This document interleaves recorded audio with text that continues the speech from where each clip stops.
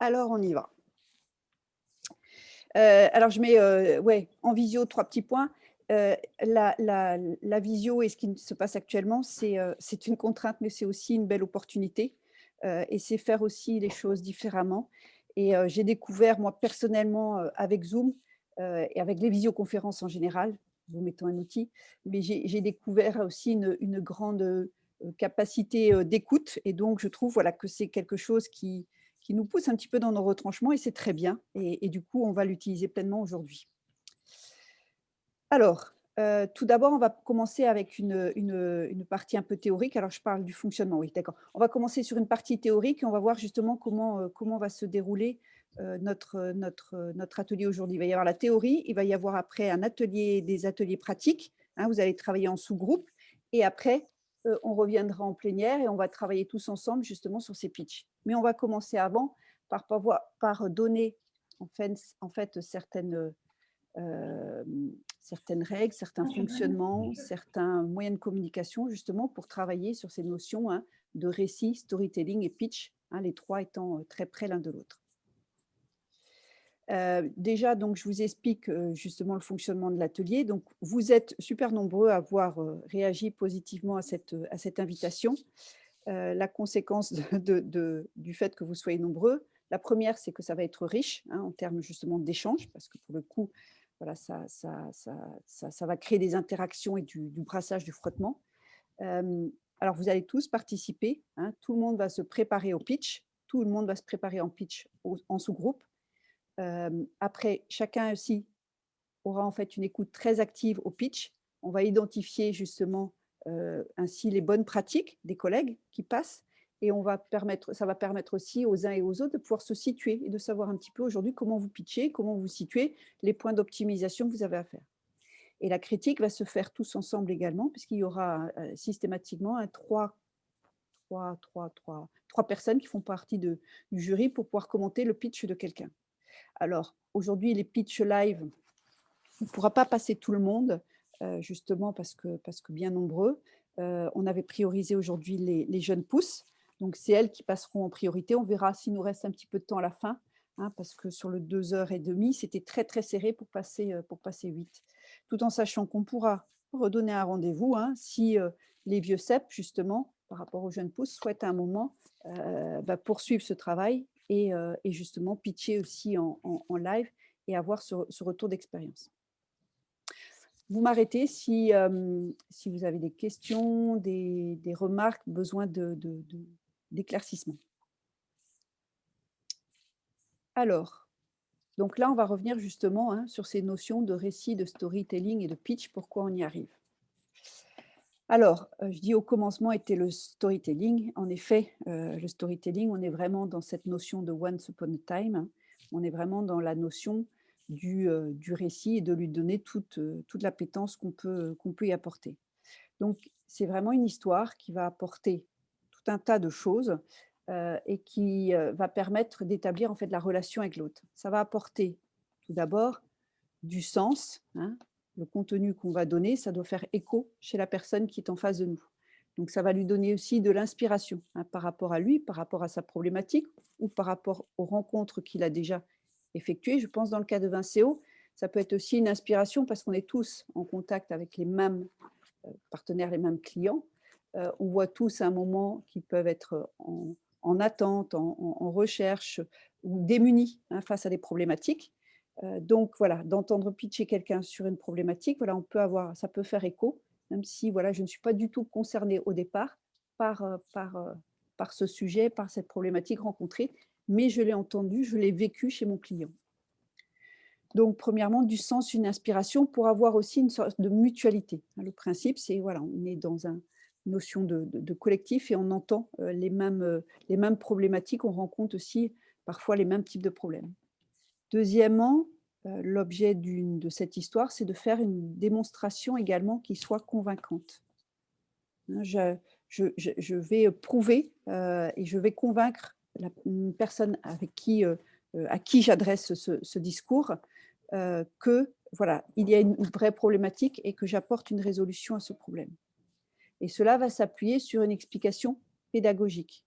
hein. Pédagogique, attention justement, on va revenir, hein, sur la notion justement de la simplicité, hein, sur le fait que ça doit être compris vraiment par tous. On doit, quelque part dans cette notion justement de récit, avoir toujours à l'esprit que potentiellement, voilà, on doit pouvoir s'adresser à un enfant de 10 ans et qui doit pouvoir vous comprendre. Donc explication pédagogique. Quatrième point, c'est, dans ce storytelling, justement dans ce récit, le principe, c'est d'établir, même si c'est vous qui prenez la parole, c'est d'établir une relation en fait avec la personne, hein, à qui vous adressez. Et pour ça, voilà, il y a une certaine connivence qui doit pouvoir s'établir. Il doit y avoir presque un dialogue qui peut s'établir, même si c'est vous qui parlez, mais vous venez, voilà, le piquer, vous venez l'appeler, vous venez l'interroger. Il peut y avoir également, voilà, ces notions à un moment de également de rire, d'humour qui peut venir justement aussi, hein, amplifier ou qui peut venir attirer à un moment une attention particulière. Et puis l'empathie a toujours été un point, majeur justement dans la création de la relation. Oui, que j'ai mis d'ailleurs en point en tant que tel, hein. L'empathie, ça peut être en effet ces notions d'humour, mais ça peut être aussi ces notions d'humilité, ça peut être aussi ces notions d'attention, ça peut être aussi ces notions, voilà, un moment de finesse, hein, donc de pouvoir être soi-même avec sa personnalité et du coup de pouvoir déclencher l'empathie chez la personne en face. Donc quelque part ce récit, hein, la conclusion de ça, c'est vraiment, on n'est pas des robots, hein. Le principe, c'est de pouvoir justement expliquer avec toute cette partie émotionnelle, mais en même temps, on est dans quelque chose de construit, structuré, où on va faire une démonstration et une explication pédagogique. Donc il y a vraiment ces deux aspects qui restent marqués. Je passe au suivant s'il n'y a pas de réaction, commentaire, question. OK. Dans cette histoire, tout d'abord, moi je retiens qu'on va rechercher 5 caractéristiques quand on raconte une histoire, quand on fait son storytelling et quand on va pitcher. 1, donc je vous disais la simplicité, hein, point majeur, et ça, l'enfant, voilà, l'enfant de 10 ans, ça permet à un moment, quand on passe justement par la phase écrite qu'on verra tout à l'heure, ça permet de poser, les mots, hein, qui, certains méritent justement explication et de retravailler dessus. Parce que dites-vous aujourd'hui, par exemple, dans les rencontres que vous allez faire, au sein de par exemple, au sein de Vincéo, il y a tant des gens qui travaillent comme moi, sur l'aspect uniquement, transversal, stratégie d'entreprise et qui touchent à différentes choses telles que le marketing, la commercialisation, l'organisation, la stratégie, mais que quelqu'un qui va vendre un produit hyper technique, que quelqu'un qui va vendre, une solution, de, d'embouteillage, que quelqu'un qui va, vendre une démarche, œnotouristique. Donc voilà, on a une grande diversité et là, le principe, c'est de pouvoir justement être compris de tous. Deuxièmement, le point important et c'est là où c'est bien pitché, hein, faire un bon récit. Il y a une notion qui est très importante et c'est ça qui va donner aussi tout son épaisseur à un pitch, un storytelling, c'est de savoir être surprenant.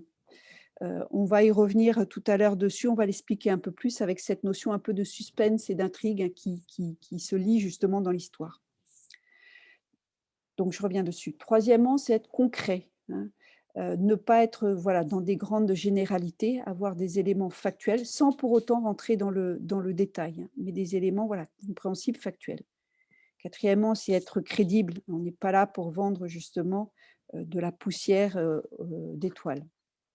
Donc il faut, voilà, que ce soit, que la personne en face, voilà, vous suive et ne remette pas en doute votre parole.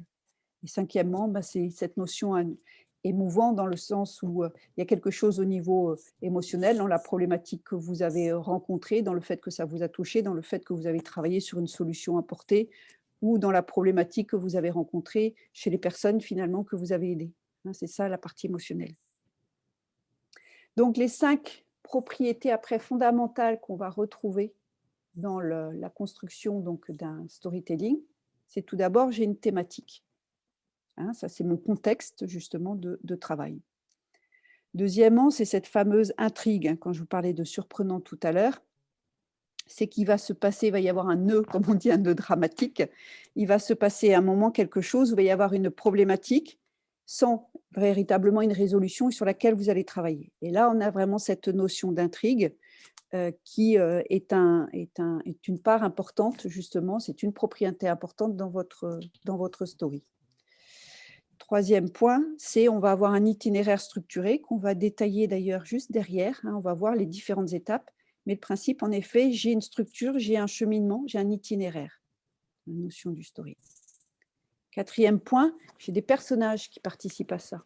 Ne pas dépersonnaliser justement l'entreprise et à commencer par vous. Quand vous pitchez, en fait, c'est une addition de deux choses. C'est l'entreprise que vous représentez, mais c'est avec votre prisme, votre point de vue. C'est-à-dire que demain, vous devriez pouvoir en fait aligner des pitchs d'entreprise de différents salariés, de différents dirigeants, où on va avoir le plaisir de les écouter tous parce qu'ils vont tous avoir une couleur différente, en fonction justement de vous, de votre filtre.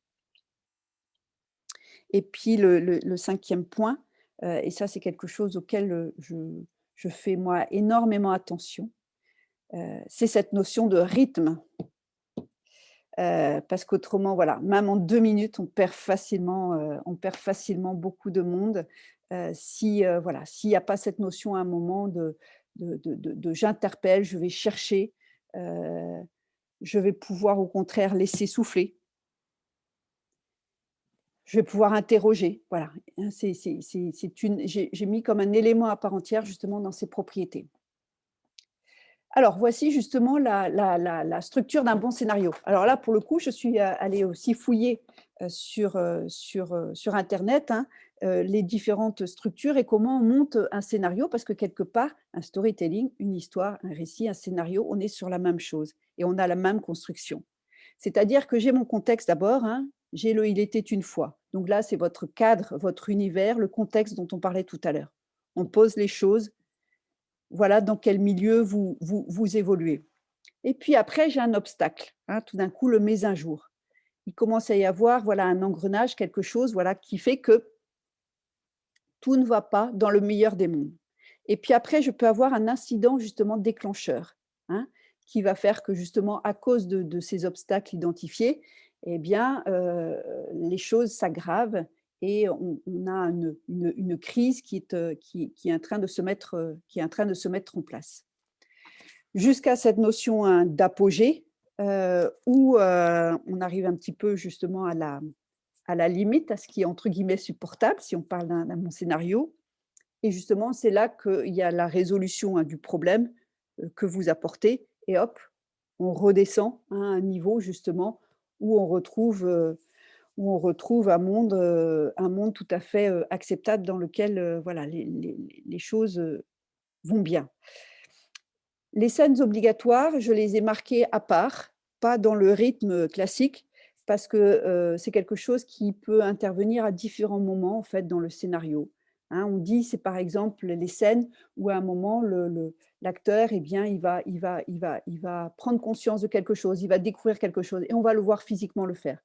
Donc les scènes obligatoires, on peut en avoir aussi justement dans un scénario, sur des prises de conscience ou sur une alerte que vous recevez, ou un appel à l'aide ou des choses comme ça. Voilà. Et de pouvoir à ce moment-là, c'est une anecdote, mais qui apparaît clairement à ce moment-là, qui peut apparaître clairement dans mon scénario pour pouvoir raconter la suite.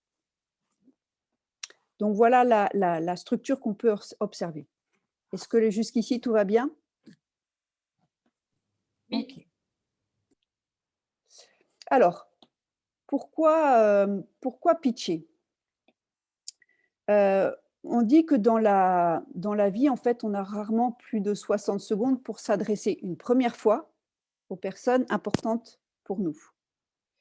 Donc à partir de ce constat, en fait, c'est un exercice qui s'est mis en place, dans les entreprises et dans également, les recrutements, pour pouvoir en fait, aider les personnes à pouvoir, se positionner. Ça vient donc l'origine, vient de l'elevator pitch. En gros, c'est, je vais prendre l'ascenseur je rencontre justement dans cet ascenseur cette fameuse personne importante, j'ai le temps de rentrer, j'ai le temps de me présenter et à la fin, j'ai le temps de, entre guillemets, «de conclure», hein, et de convaincre d'une suite de notre relation. Cette personne, bien sûr, quand je monte dans l'ascenseur, je ne la connais pas et donc le principe, ça va être que je puisse justement la que je puisse rapidement en fait, lui, expliquer qui je suis et potentiellement ce que nous pouvons, hein, faire ensemble ou ce que nous avons à creuser ensemble tous les 2. Donc c'est cette image, voilà, qu'on prend pour pouvoir justement, heu, illustrer, hein, ce fameux pitch. Alors qu'est-ce qu'on retrouve dans ce fameux pitch? On va retrouver justement, hein, la fameuse intrigue, la fameuse, heu, crise avec l'élément déclencheur et qui monte, hein, le problème comme une histoire, hein. C'est à partir de là, vous aujourd'hui, vous apportez une solution, vous apportez une réponse, voilà, une problématique clairement identifiée.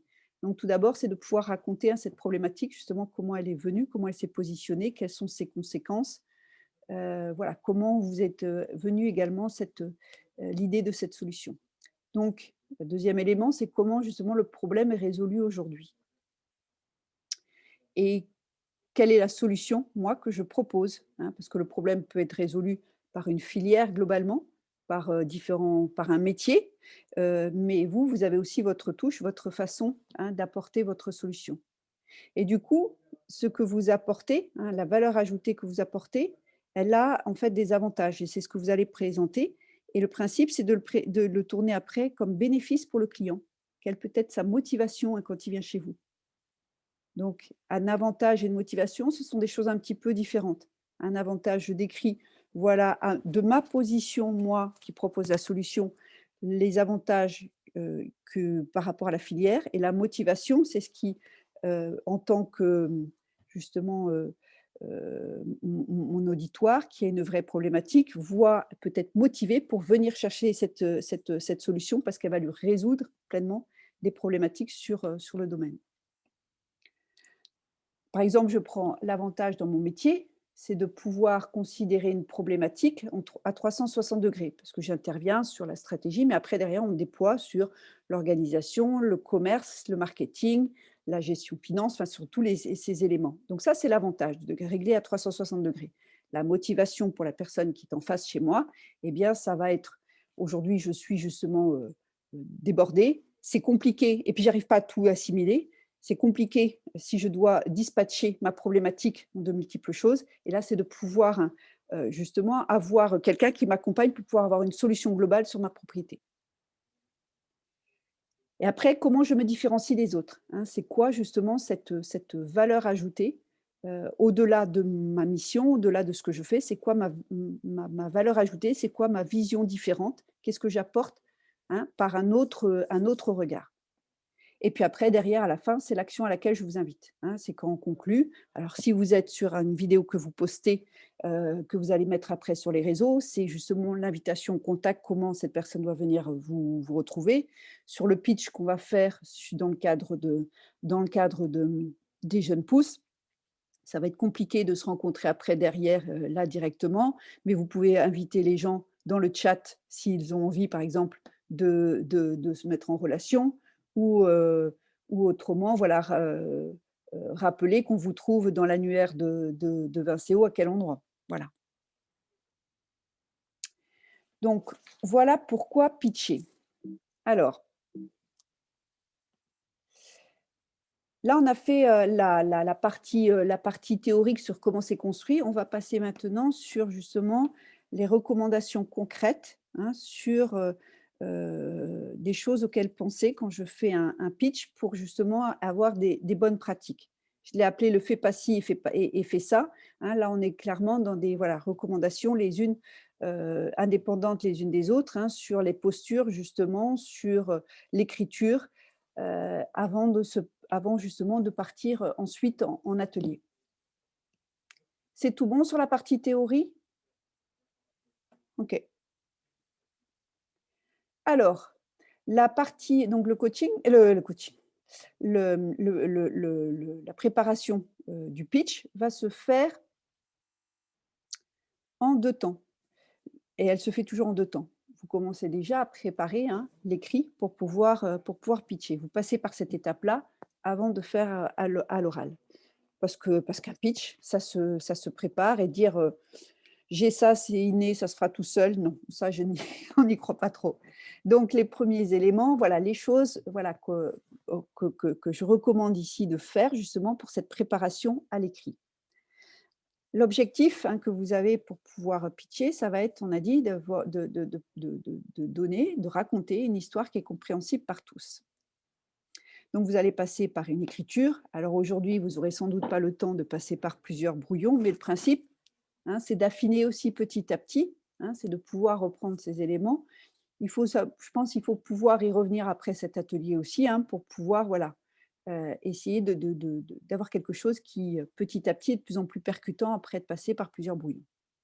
L'idée après, c'est apprendre les 4 premières phrases de votre pitch ou les 3 premières phrases selon votre facilité ou complètement, pour pouvoir après vous détacher complètement du texte et en fait ne garder que l'idée centrale et ne plus utiliser les mots directement écrits sur votre pitch, hein. Si on passe par une phase d'apprentissage pour pouvoir après faire un désapprentissage et pour avoir quelque chose de mécanique en fait, vous savez quelle est l'idée qui suit telle autre. Ça prend du temps, hein, ça peut prendre du temps ça. Aujourd'hui, ce ne sera pas parfait, c'est normal. C'est tout le monde, tout communicant passe également par là. Après donc important d'identifier justement quel est le message essentiel sur lequel vous avez travaillé, ce qu'on appelle tout à l'heure, hein, vous savez, la dramatisation, hein. C'est la fameuse intrigue, la problématique que vous avez rencontrée, comment vous avez solutionné les choses. Donc ça, mettre en évidence. Autre point, toujours intéressant, le ciblage, oui, c'est de s'adresser à une personne. Vous faites comme si vous aviez une personne en face de vous et vous pouvez même vous adresser à elle, hein. Je vous y invite pour pouvoir rendre encore plus vivant. Mais voilà, pensez que vous avez une personne en face de vous et non un auditoire complet qui va vous séparer un peu de votre auditoire à ce moment-là. Autre point important, la précision. Donc là-dessus, premier élément, phrase courte. Deuxième élément, une forme active, hein. Plus on est sur des verbes d'action, mieux c'est. 3e point, c'est de prendre des verbes forts justement avec une vraie précision et le vocabulaire, aller sur un vocabulaire, on a dit simple mais riche, hein. L'idée, c'est justement, on n'est pas sur des idées générales. Autre point, pensez aux raisons d'y croire, hein. C'est justement un moment des preuves factuelles ou des chiffres qui permettent aussi de croire dans le discours que vous êtes en train de tenir. Hein, j'ai ces éléments, voilà, qui permettent de valider, de clore le discours, j'ai pas d'objection à ça. Autre point, dans la dynamique justement narrative, pensez à faire des pauses, interpeller via une question à laquelle vous allez après apporter une réponse, mais voilà, ça crée quelque part l'échange, ça crée la relation et pouvoir à un moment aussi rompre le ton. Soignez toujours aussi l'accroche et la conclusion. À ne pas faire, on est déjà venu un peu dessus, donc un message déséquilibré, hein, soit je pars uniquement dans l'émotionnel ou je pars uniquement dans le factuel. Non, c'est un mix des 2 qu'on doit avoir. Vous n'êtes pas une machine, mais en même temps, vous n'êtes pas qu'une machine à sentiments, vous êtes professionnel et vous apportez des éléments. Deuxièmement, évitez justement les généralités, les verbes creux, heu, les acronymes et puis le vocabulaire aussi technique, hein, sans explication. Si vous avez besoin d'un vocabulaire technique à un moment, vous pouvez le faire, mais justement, apportez-lui une explication pour qu'après, voilà, ce soit simple pour les gens, qui puissent avoir une image qui s'associe à ce verbe-là. Si c'est votre métier et si on doit utiliser ce terme-là, faites-le, mais expliquez-le. Évitez trop de détails, on a dit précis, concret, mais pas trop de détails. Attention, aux tics de langage, on en a tous. Donc après, c'est de les repérer petit à petit, de travailler dessus et ça prend du temps également et puis bien sûr, ne pas lire son texte, même ne pas réciter son texte, hein. Une fois que vous l'avez appris, vous allez vous en détacher et recréer votre texte avec, la le quelque chose justement qui est plus dans la dynamique orale. Donc ça, c'était la préparation justement, à l'écrit et la préparation au pitch. Après, je vous donne aussi quelques points sur justement tous les éléments non verbaux. Je vous rappelle que le non verbal, pardon, c'est 60% de ce que nous communiquons. C'est-à-dire que rien que par la posture que j'ai, par le ton que je vais avoir, par ce qui va se passer, les mimiques sur mon visage, ma façon de me positionner, de bouger, voilà, je vais vous donner bien plus d'éléments que les mots que je suis en train de vous dire. Donc voilà quelques recommandations pour pouvoir déjà se retrouver avec soi-même avant d'attaquer. C'est premièrement, respirer, ne pas avoir peur des silences. Je sais, c'est c'est facile de le dire, appliquer plus compliqué, mais entraînez-vous là-dessus. Donc respirez, se redresser, penser justement à un moment à se dire: «Voilà, hop, j'ai les épaules qui se redressent, j'ai un fil ici sur la tête et puis, voilà, je me repositionne avant d'attaquer», pour pouvoir avoir une posture justement adéquate. Le sourire, alors vous allez pas forcément on ne vous demande pas de sourire tout du long pendant votre pitch et de garder le smile, mais il peut y avoir des moments, voilà, où, justement il est bienvenu. Regardez ses interlocuteurs dans les yeux ou maintenant aussi apprendre dans la caméra et donc là, je me dis tout d'un coup que je ne vous ai pas positionné au bon endroit parce que ma caméra, elle est en haut et vous, vous étiez en bas. Donc là, ça paraît quand même plus logique. Là, je vous regarde sans doute un peu plus dans les yeux que tout à l'heure.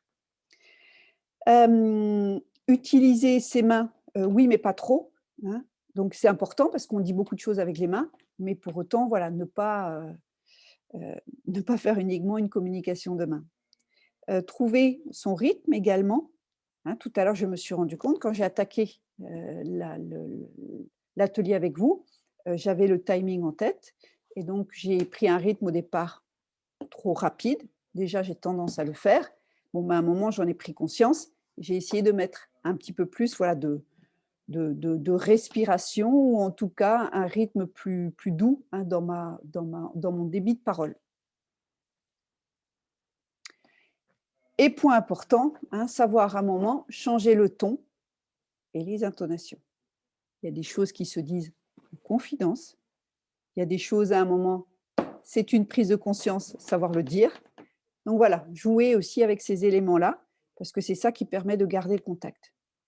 Bien sûr, éviter croisement de bras, bouger de façon systématique, donc éviter le crayon dans les mains, tic tac tac, et puis les jambes qui bougent et autres. Ça, on le fait tous à un moment dans notre vie ou à certains moments. Voilà, il faut juste arriver à le déceler et puis pour pouvoir travailler dessus. Et puis pareil, de ne pas regarder justement ailleurs, savoir pouvoir regarder, en face, s'adresser. Je crois que sur les recommandations, nous y sommes. Juste, dans l'exercice que vous allez faire maintenant, parce que là, je vous ai raconté qu'est-ce qu'une belle histoire et autres avec l'intrigue, vous dites: «Waouh, pas évident». Là, je vais devoir pitcher sur, mon entreprise et moi. Alors, il y a quelques éléments également pour pouvoir vous raccrocher, Déjà, qui suis-je? Voilà, qu'est-ce que je fais dans cette entreprise? Quelles sont également mes missions? Mais pensez bien, cette notion à un moment du problème identifié dans mon métier et sa résolution. Vous apportez une réponse. Et là, vous pouvez prendre votre temps pour amener anecdotes, historiques, prise de conscience, rencontres qui ont alimenté ça. Il faut bien qu'on sente justement cette problématique rencontrée et du coup la réponse que vous apportez. Autrement, la réponse, elle passe à côté si j'ai pas compris l'attente qu'il y avait auparavant. Et après, bien sûr, pourquoi nous, sommes les meilleurs pour le résoudre, Là, c'est les avantages justement concurrentiels. C'est ce qui fait ma différence dans l'entreprise et puis moi également. Et puis penser cette notion aussi de conclusion, comment je prends contact, comment on peut donner suite à cet échange. Et pourquoi donner suite aussi?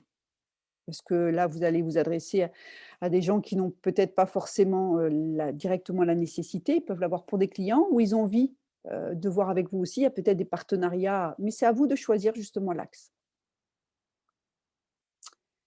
Alors, donc, j'ai terminé sur cette partie, justement de théorique et puis après de recommandations. Est-ce que déjà on va lancer, l'atelier, je vais vous expliquer ce qu'on va faire. Est-ce que déjà il y a des questions, des réactions? Vous pouvez rallumer vos micros. par rapport à ça. Tu peux remettre juste la slide précédente, s'il te plaît? Voilà. Je vous ai envoyé le fichier, au fait, si vous, je ne sais pas si vous l'avez vu, si vous souhaitiez l'imprimer pour pouvoir noter les choses. Je vous laisse noter.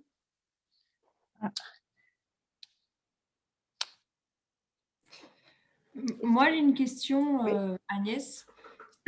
Quand tu dis qu'on doit identifier un problème, comment est-ce qu'on peut s'y prendre pour comment dire, pour pas décrédibiliser sa structure? Si on dit si on cible un problème, comment on fait pour que ce soit un problème pas trop gros et suffisamment facile à résoudre pour apporter sa solution?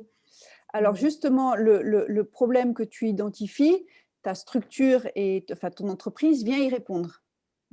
Donc c'est un problème que tu rencontres en fait sur la filière. Soit que tu as rencontré à la création et qui a donné naissance à la création d'entreprise, soit un problème que tu as rencontré qui a donné en fait une couleur, une signature à l'entreprise sur la façon d'aborder les choses. Je ne sais pas, par exemple, Vincéo peut être, on peut reprendre la notion de la création de Vincéo et en quoi Vincéo est venu pour apporter une visibilité, je ne sais pas, une lisibilité, une grille de lecture à la filière. On peut imaginer ça. À côté de ça, une entreprise que je connais bien, Sicoe ici présent, qui existe depuis pas mal d'années, on peut se dire on ne va pas repartir à la naissance de Sicoe, mais on peut se dire aujourd'hui il y a une évolution importante et que Sicoe a prise, qui est l'éco-conception, les déchets durables, et se dire à un moment, ça peut être l'axe de travail en fait de Sicoe sur les problèmes rencontrés aujourd'hui. On a des problématiques à la vigne, mais ce n'est pas qu'à la vigne. Et on peut les résoudre ailleurs, les problèmes environnementaux. Et voilà. Et pourquoi Sicoe, à ce moment-là, vient et comment il y répond. Donc, ce n'est pas forcément… Ça peut être à la création d'entreprise, comme ça peut être aussi un prisme à un moment sur une façon, justement, la vision qu'a l'entreprise et comment elle va adapter son offre et quelles sont les solutions qu'elle apporte. Donc, c'est aussi les nouvelles solutions que l'entreprise peut apporter aujourd'hui, mais qui sont suffisamment générales pour pouvoir venir en parler là. D'accord. J'ai répondu à ta question? Oui. Ok. D'autres questions? C'est clair pour tout le monde? Moi, j'ai une question. Ouais. Quand on est dans un speech dont le cadre n'est pas forcément de vendre quelque chose, un produit, une solution, un service, mais plutôt d'exposer de manière pédagogique des faits techniques, pour ce qui est de la problématique et de la solution qu'on y apporte, ça me paraît assez flou. Alors, est-ce que vous pouvez préciser dans quel cadre? Est-ce qu'on parle du cadre, par exemple, d'aujourd'hui ou d'un autre cadre? Parce que moi, dans le cadre d'aujourd'hui, quoi qu'il en soit, on vend. Oui, dites-moi. Oui, voilà, ce n'est pas dans le cadre d'aujourd'hui, par exemple, pour un pitch technique qui va être là dans le cadre de Vincéo, dessine-moi un mouton, par exemple. D'accord. Alors, donnez-moi le cadre dans lequel vous imaginez la chose. Eh ben, ça serait par exemple présenter des faits techniques, décrire, dessine-moi un arôme. Vous adressez à qui dans quel cadre? Alors, des professionnels du vin dans le cadre d'un forum technique. D'accord. Et pourquoi vous faites cette démonstration? Eh ben, parce que c'est s'exprimer sur des faits réels observés. D'accord. Et pourquoi vous vous exprimez? Apporter un regard technique, peut-être? Une expérience? Et pourquoi vous voulez apporter ce regard technique? Quel est votre but final? Ce serait de partager une expérience. D'accord. Vous êtes dans une entreprise, donc il y a toujours quelque part dans une entreprise un but économique. Quel est le but économique? Derrière de l'entreprise, là, c'est de… Oui, ce serait de peut-être apporter des solutions techniques plus ponctuelles auprès de personnes qui en ont besoin derrière. Ouais, soit vous avez en face de vous directement les utilisateurs, soit vous avez des prescripteurs. D'accord. penser là-dessus. Ou alors, si ces gens-là ne peuvent pas être prescripteurs, il n'y a peut-être pas trop d'intérêt d'être là-dedans, à moins qu'il y ait une notion après de rôle de mission à ce moment-là, qui est plus collective et complètement détachée de… Mais dans la plupart des cas quand même, on a un rôle économique, sauf qu'il n'est pas forcément dans une relation directe de vente et d'achat. Oui. Mais par contre, on est dans une notion de faire connaître, renommer, réponse technique pour pouvoir après avoir de la prescription derrière. Et donc, vous êtes dans une même logique, c'est-à-dire à un moment, vous allez leur dire à ces personnes-là, c'est pas vous qui rencontrez directement cette problématique. Par contre, vous avez plein de clients qui rencontrent cette problématique-là. Oui, C'est celle-là dont d'accord. on va parler aujourd'hui. Et vous êtes bien embêtés sur cette problématique-là, parce que vous êtes un peu à court de solutions. Alors D'accord. nous aussi, voilà. Et nous encore plus directement, parce que on avait un métier qui avait une réelle proximité avec cette problématique. Et ça nous a bien embêtés. Et du coup, on l'a identifié, on a vu tous les problèmes que ça apportait, et on a travaillé dessus, et voilà notre solution. Et après, D'accord. à la fin du contact, justement, vous pouvez dire, voilà, vous pouvez, si vous avez envie de partager ça justement avec vos clients, voilà, je vous propose, vous trouvez directement les informations sur le site, ou n'hésitez pas, si vous souhaitez faire la relation, la mise en relation, prendre contact avec nous. Justement, vous parlez directement aux personnes et au rôle qu'elles peuvent jouer dans la suite de la relation. D'accord. C'est clair ou pas, Marie? Oh, c'est plus clair. Ça m'ouvre en tout cas des portes. Merci. D'autres questions, réactions? Non?